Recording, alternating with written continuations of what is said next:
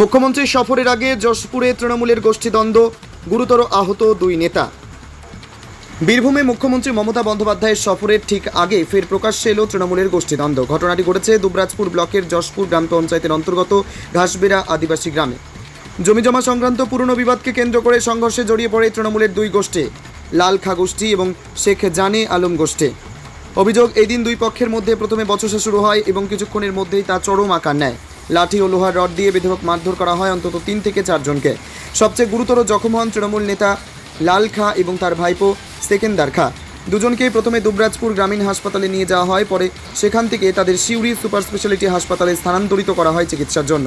উল্লেখযোগ্যভাবে দুপক্ষেরই বাড়ি যশপুর গ্রাম পঞ্চায়েতের কচিয়ারা গ্রামে।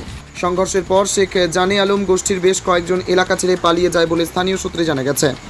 ঘটনার পরেই এলাকা জুড়ে চাঞ্চল্য ছড়িয়ে পড়ে। খবর পেয়ে ঘটনাস্থলে পৌঁছায় দুবরাজপুর থানার বিশাল পুলিশ বাহিনী। পরিস্থিতি বর্তমানে নিয়ন্ত্রণে থাকলেও এলাকার সাধারণ মানুষের মধ্যে আতঙ্কের পরিবেশ তৈরি হয়েছে।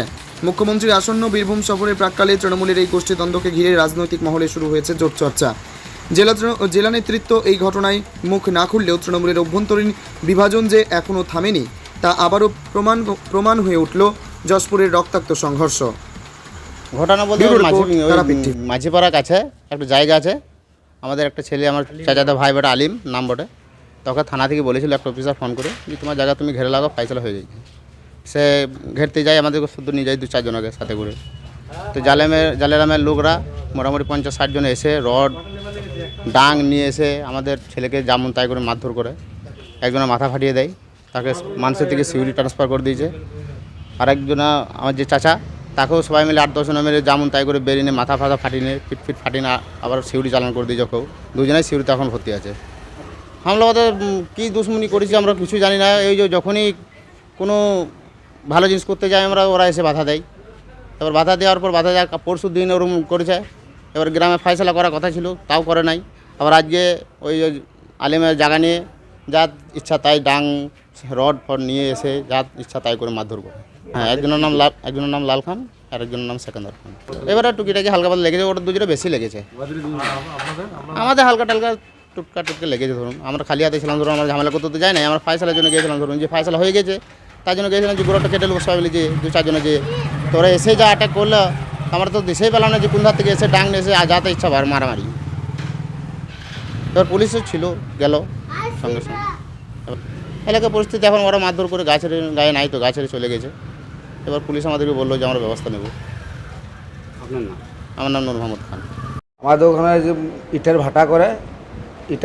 ভাটা করে ওইখানে জায়গার জন্য জালালামের লোকজন যে ওখানে বাধা দেয়, আমরা দেখতে যাই, তাকে তো ওরা লাঠিসুটা নিয়ে পুলিশের সামনেই আক্রমণ করে। আমরা ওই গিয়েছিলাম, আমাদের নিজেদের লোক, আমাদের যে ছেলে, আমরা টিএমসি দল করি। আর যারা আপনাকে আক্রমণ করেছে তারা কি দল করে? ওরা টিএমসি করে। আমরা নিজের জায়গা ঘাড়ছিলাম। আলিম নাম, আলিমের জায়গা। জায়গাটা ইটের ভাটা ছিল, ইটের ভাটা করে থানাতেও পারমিশন দিয়েছিল, তার জন্য জিসিপি নিয়ে রড খুলছিল। এরা দল বল নিয়ে হঠাৎ করে পেছন থেকে হামলা করে। জালা নামের লোক, লাঠি ছিল ওদের হাতে আর শাবল ছিল, রডের শাবল। খালি হাতে ছিলাম আমরা, কথা বলতে বলতে হঠাৎ করে পেছন দিকে এসে আক্রমণ করে, মানে মার্ডার করা পুরো ছক মারতে ছিল আমার। কতজন হবে যারা এসেছিল? ওটা 25-30 জন হবে। হাসপাতাল থেকে সিউড়ি এফআইআর করেছে, কাগজ দিয়ে দিয়েছে।